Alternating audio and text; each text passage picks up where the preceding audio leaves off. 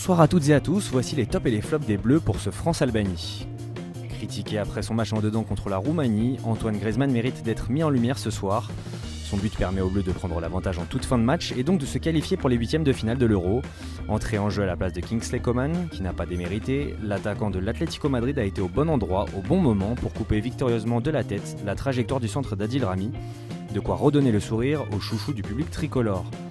Dimitri Payet peut lui aussi afficher un large sourire, intenable lors du match d'ouverture avec une passe décisive et un but victorieux à la clé. La star de West Ham a enchaîné avec une deuxième prestation de belle facture. Son but dans le temps additionnel a définitivement libéré le public du Vélodrome. À la main en première période comme à gauche après la pause, le Réunionnais a fait parler sa justesse technique avec pas moins de 6 occasions créées dans le jeu ou sur coup de pied arrêté. S'il a parfois multiplié les touches de balle, le Hammer reste un des hommes forts de ce début d'Euro. Fort, N'Golo Kanté l'a été lui aussi.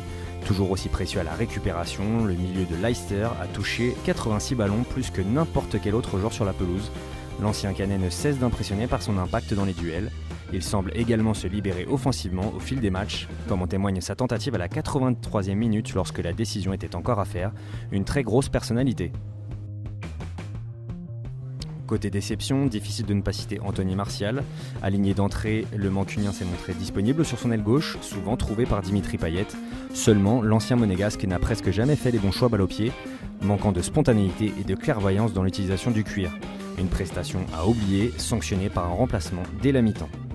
Olivier Giroud est resté un peu plus longtemps que son jeune partenaire sur la pelouse, mais il n'a pas brillé beaucoup plus.